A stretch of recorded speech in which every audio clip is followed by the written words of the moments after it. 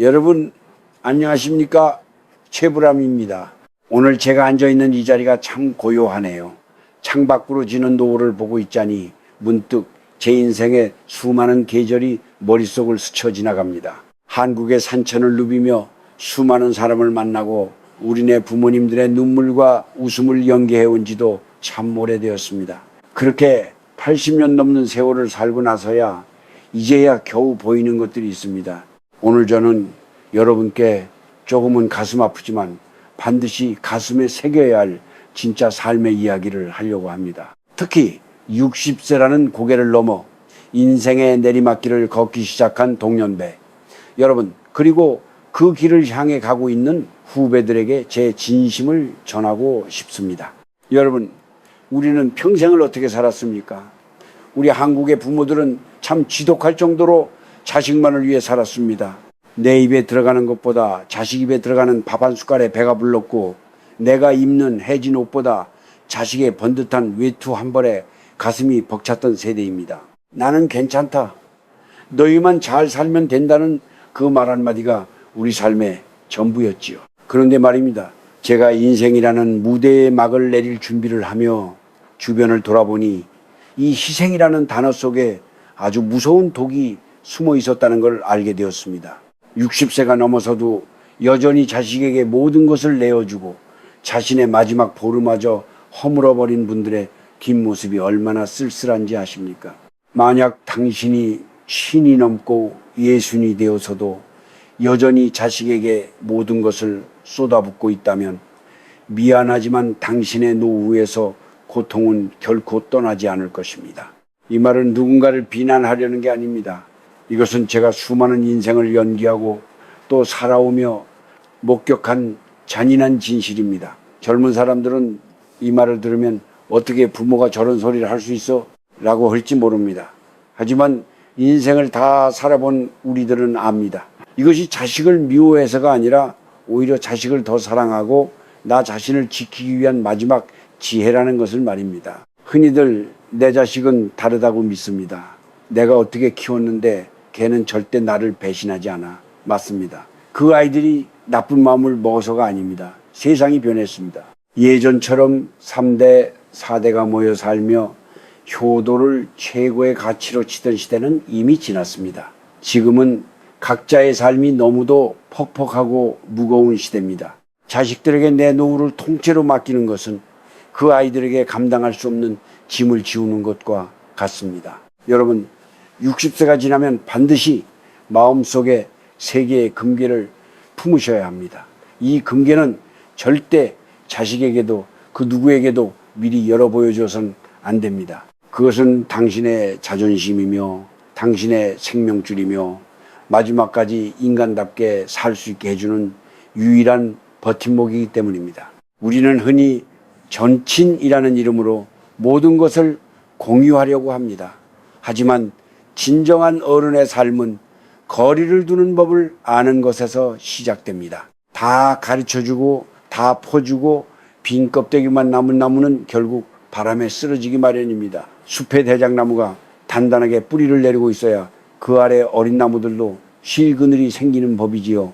제가 오늘 이야기하려는 이 세 가지 금괴는 단순히 돈만을 의미하지 않습니다. 그것은 당신의 기운이고 업이며 영혼의 무게입니다. 이것을 자식에게 다 넘겨주는 순간 당신은 부모가 아니라 애처로운 노인으로 전락하게 됩니다. 자식들이 당신을 존경하게 만드는 것은 당신의 잔소리가 아니라 당신이 꼿꼿하게 지키고 있는 그 금괴의 무게라는 사실을 잊지 마십시오. 자, 이제 차 한 잔을 깊게 들이키시고 제 이야기를 천천히 들어보십시오. 당신이 죽는 순간까지 품고 가야 할, 절대 남에게 주어서는 안 될 그 첫 번째 금괴부터 이야기를 풀어보겠습니다.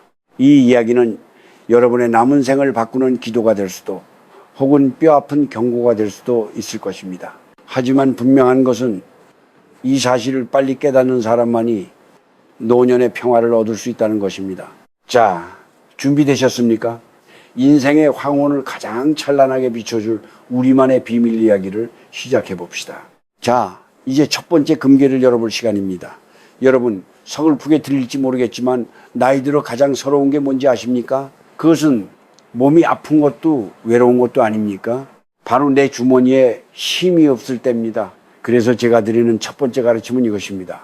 죽는 순간까지 내 재산의 주도권을 절대 자식에게 넘기지 마라. 우리 한국 사람들은 참 정이 많지요. 자식이 사업이 어렵다 하면은 집을 잡히고 손주 녀석 유학 간다 하면은 쌈짓돈까지 탈탈 털어내 줍니다. 내가 늙어서 무슨 돈이 필요하겠나? 다 자식들 잘 되라고 하는 건데 라고 말하면서 말입니다. 하지만 여러분, 그것은 자식을 사랑하는 길이 아니라 당신과 자식 사이에 천륜을 위태롭게 만드는 아주 위험한 도박입니다. 제 주변에도 그런 분들이 참 많았습니다. 평생 공무원으로 혹은 장사하며 성실하게 모은 집 한 채를 아들놈 사업자금으로 덜컥 내어준 친구가 있었지요. 아버지, 제가 나중에 더 큰 집 모실게요 라는 자식의 호언장담을 믿은 죄밖에 없었습니다. 그런데 결과가 어땠는지 아십니까? 사업은 기울고 결국 그 친구는 아들 집 방 한 칸을 얻었으며 며느리 눈치를 보는 신세가 되었습니다. 손주 녀석 간식 하나 마음 편히 사주지 못하고 친구들 모임에 나가 밥값 한 번 시원하게 내지 못하는 그 뒷모습. 그게 과연 우리가 꿈꿨던 노후였을까요? 돈은 단순히 물건을 사는 종이 조각이 아닙니다. 노년의 돈은 품격이고 자유이며 방어막입니다. 냉정하게 들리겠지만 자식들도 부모에게 어느 정도의 경제력이 있을 때 더 자주 찾아오고 더 공손해지는 것이 인지상정입니다. 이것은 자식이 나빠서가 아니라 인간의 본능이 그렇습니다. 부모가 가진 것이 있어야 자식도 기댈 언덕이 있다 생각하고 부모를 존경할 마음의 여유가 생기는 법입니다. 돈 없으면 집에 가서 빈대떡이나 부쳐 먹지라는 옛 노래 가사가 있지요. 하지만 노년에 돈이 없으면 빈대떡은커녕 마음 편히 발 뻗고 누울 곳조차 찾기 힘든 것이 요즘 세상입니다. 특히 우리 한국 사회는 자식에 대한 의존도가 높았던 만큼 그 기대가 무너졌을 때 오는 배신감과 상실감은 이루 말할 수 없습니다. 노인 빈곤율이 세계 최고 수준이라는 이 뼈아픈 현실 뒤에는 자식에게 모든 것을 다 쏟아붓고 정작 자신은 빈손이 된 부모들의 눈물이 숨겨져 있습니다. 그래서 저는 감히 말씀드립니다. 자식이 아무리 어렵다 해도 당신의 노후자금과 살고 있는 집은 절대 건드리지 마십시오. 자식의 고난은 그 아이가 스스로 이겨내야 할 인생의 공부입니다. 부모가 대신 매를 맞아준다고 해서 자식의 인생이 순탄해지지 않습니다. 오히려 부모가 든든하게 자기 앞가림을 하고 있는 것이 장기적으로는 자식들에게 짐을 지우지 않는 가장 큰 배려입니다. 혹시라도 유산을 미리 물려줄 생각을 하고 계신가요? 미리 주면 증여세도 아끼고 좋지 않을까 하는 마음 이해합니다. 하지만 명심하십시오. 효도는 상속세 영수증에서 나오는 것이 아닙니다. 살아생전 당신이 쥐고 있는 그 금괴의 무게에서 나옵니다. 자식에게 재산을 물려주는 것은 당신이 이 세상을 떠나기 직전 혹은 사후에 해도 충분합니다. 살아있는 동안에는 당신이 일군 그 결실을 누릴 권리가 당신에게 있습니다. 친구들을 만나면 맛있는 밥 한 끼 대접하고 가끔은 손주들에게 이건 할아버지가 주는 용돈이다라며 빳빳한 신사임당 지폐 몇 장을 쥐어줄 수 있는 여유, 그것이 당신의 얼굴의 주름보다 깊은 평온함을 줄 것입니다. 돈이 전부는 아니지만 돈이 없으면 그나마 남은 사람들도 떠나가기 쉽습니다. 여러분, 이 첫 번째 금괴를 꽉 쥐십시오. 이것은 욕심이 아닙니다. 자식에게 부모의 초라함을 보여주지 않겠다는 부모로서의 마지막 자존심이자 혹시 모를 긴 병마와 외로움으로부터 당신을 지켜줄 유일한 갑옷입니다. 내가 너희를 어떻게 키웠는데 라는 원망 섞인 소리를 하기 싫다면 지금 당장 당신의 통장과 인감을 다시 한번 확인하고 마음을 단단히 먹으십시오. 자신의 노후를 스스로 책임지는 부모, 그것만큼 자식에게 멋지고 존경스러운 뒷모습은 없습니다. 자, 첫 번째 금괴의 소중함을 아셨다면 이제 더 깊은 곳에 숨겨진 두 번째 금괴 이야기를 이어가 보겠습니다. 첫 번째 금괴가 겉으로 보이는 품위를 지켜주는 방패였다면 두 번째 금괴는 당신의 영혼을 지키는 내밀한 상자입니다. 이 금괴 안에는 무엇이 들어있어야 할까요? 바로 당신만의 고통, 비밀, 그리고 지나온 삶의 회한들입니다. 제가 드리는 두 번째 가르침은 이것입니다. 당신의 아픔과 과거의 그림자를 자식에게 다 털어놓지 마라. 침묵은 때로 100마디 말보다 깊은 어른의 향기를 내뿜는다. 우리네 부모님들 나이 들면은 입은 무거워지고 귀는 열려야 한다고들 하지요. 그런데 참 이상하게도 나이가 들수록 자꾸만 말을 하고 싶어집니다. 내가 얼마나 힘들게 살았는지, 젊은 시절 당신의 아버지가 혹은 어머니가 나를 얼마나 고생시켰는지, 지금 내 몸 어디가 얼마나 아픈지 자식들이 알아줬으면 하는 마음에 자꾸만 보따리를 풀게 됩니다. 하지만 여러분, 그것을 조심해야 합니다. 자식은 부모의 쓰레기통이 아닙니다. 물론 자식으로서 부모의 고통을 들어줄 의무가 있다고 생각할지 모릅니다. 하지만 자식에게도 그들만의 무거운 삶의 짐이 있습니다. 직장에서 치이고 자식 교육에 가슴이 타들어가고 앞날이 막막한 그들에게 부모의 해묵은 원망과 반복되는 고통의 이야기는 공감이 아니라 정서적 폭력이 될 수도 있습니다. 제가 아는 한 어르신은 만날 때마다 과거 이야기를 하십니다. 30년 전 남편의 외도 이야기, 시댁에서 구박받았던 이야기, 그리고 지금 자기가 얼마나 외로운지를 자식들이 올 때마다 눈물로 쏟아내시지요. 처음엔 자식들도 같이 울며 위로했지만 시간이 흐르자 자식들은 점점 발길을 끊기 시작했습니다. 왜일까요? 부모님을 뵈러 가는 길이 힐링이 아니라 감정의 감옥에 갇히는 기분이 들었기 때문입니다. 여러분, 진정한 어른의 권위는 다 말하지 않으면서 나옵니다. 내가 겪은 억울함, 내가 삼킨 눈물, 그리고 세상을 향한 서운함을 이 두 번째 금괴에 소중히 담아 잠가 두십시오. 그것을 자식에게 전가한다고 해서 당신의 과거가 치유되지 않습니다. 오히려 당신의 약점을 자식에게 노출하는 꼴이 되고 자식은 마음속으로 부모를 불쌍하게 여기다 못해 어느 순간 가볍게 여기기 시작합니다. 연민은 존경의 토양이 될 수 없습니다. 또한 자식들의 허물이나 며느리, 사위의 마음에 안 드는 점도 이 금괴에 넣어 두십시오. 내 자식이니까 내가 바른 소리 좀 해야지 라는 생각은 착각입니다. 환갑이 넘은 자식도 자기 인생의 주인입니다. 부모가 사사건건 간섭하고 비판하는 순간 그 관계에는 금이 가기 시작합니다. 입을 닫고 지갑을 열라는 말 참 뼈 아픈 농담 같지만 그 속에 진리가 있습니다. 비판 대신 묵묵한 믿음을 보여주는 것, 그것이 바로 두 번째 금괴를 가진 사람의 여유입니다. 어북의 관점에서 봐도 그렇습니다. 내 입 밖으로 나간 부정적인 말들은 결국 나에게로 돌아와 내 노년의 에너지를 갉아먹습니다. 자꾸 아프다고 말하면 몸은 더 아파지고 외롭다고 소리치면 사람들은 더 멀어집니다. 대신 그 에너지를 자신을 치유하는 데 쓰십시오. 젊은 날 바빠서 하지 못했던 명상, 산책 혹은 신앙생활을 통해 스스로의 상처를 보듬어야 합니다. 나의 고통은 나만의 것이다. 이 말은 외로운 선언이 아닙니다. 오히려 자신의 삶을 오롯이 책임지겠다는 가장 고결한 태도입니다. 자식들에게는 그저 나는 잘 지내고 있다, 걱정 마라, 너희도 힘내라는 따뜻한 미소만 보여주십시오. 당신이 침묵 속에 평온함을 유지할 때 자식들은 비로소 당신을 의지하고 싶은 큰 나무로 여기게 될 것입니다. 여러분, 기억하십시오. 당신의 가슴 속 응어리를 풀어줄 열쇠는 자식의 손에 있지 않습니다. 오직 당신만이 그 열쇠를 쥐고 있습니다. 두 번째, 금괴를 잘 간수하십시오. 그 안에 든 아픔이 발효되어 지혜라는 진한 향기가 될 때까지 묵묵히 기다릴 줄 아는 어른이 됩시다. 그것이 바로 우리가 이 세상에 남길 수 있는 가장 품격 있는 유산입니다.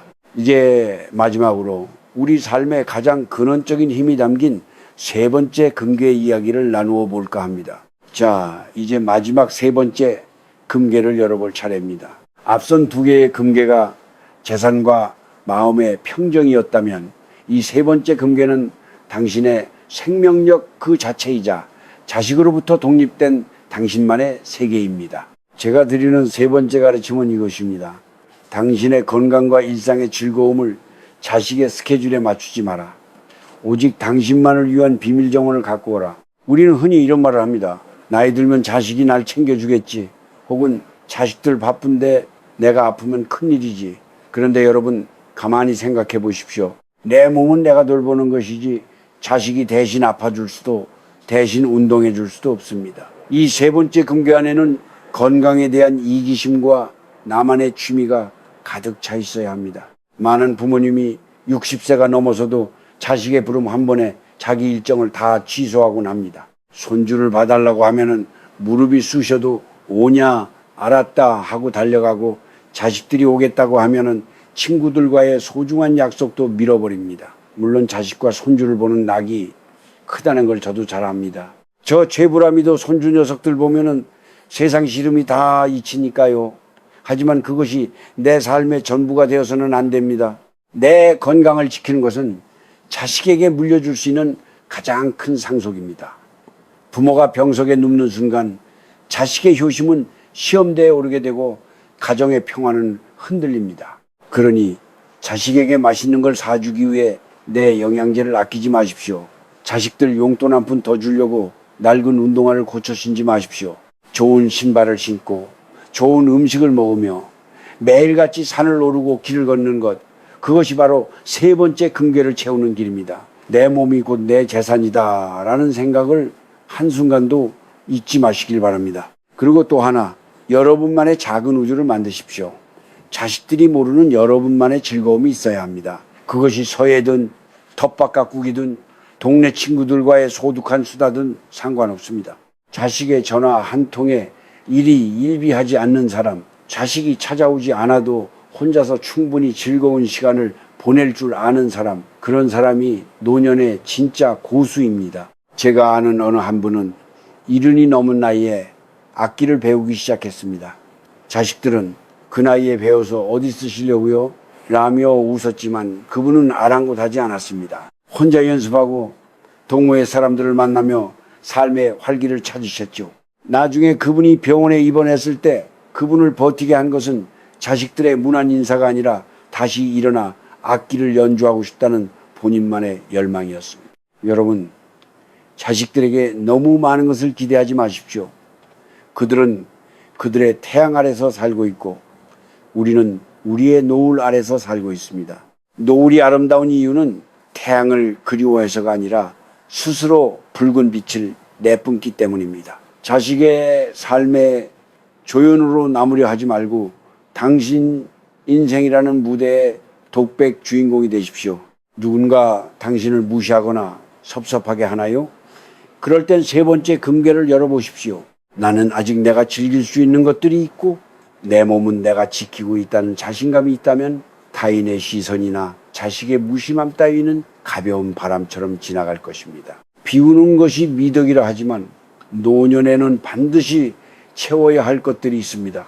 바로 나 자신을 향한 지독한 사랑입니다.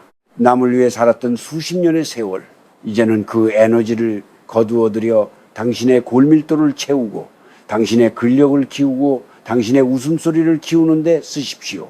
그것이 바로 가장 건강하고 가장 아름답게 늙어가는 비결입니다. 자, 이제 이 세 가지 금괴를 모두 손에 쥐셨습니까? 마지막으로 이 모든 것을 아우르는 저의 진심 어린 당부를 전하며 이야기를 갈무리할까 합니다. 이제 마지막 장을 넘길 시간입니다. 여러분, 제 이야기가 조금은 차갑게 들리셨나요? 평생을 헌신해온 여러분에게 자식보다 자신을 먼저 챙기라는 말이 어쩌면 낯설고 미안하게 느껴질지도 모르겠습니다. 하지만 이것은 결코 이기심이 아닙니다.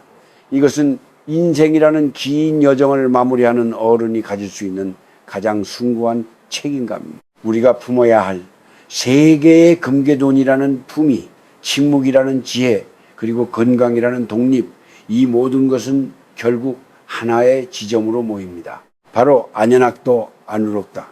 즉 평온함 속에 머물며 삶의 도리를 즐기는 것입니다. 60세 이후의 삶은 무언가를 새로 얻기 위한 투쟁이 아니라 이미 가진 것들을 잘 갈무리하고 내 영혼을 평화롭게 만드는 과정이어야 합니다.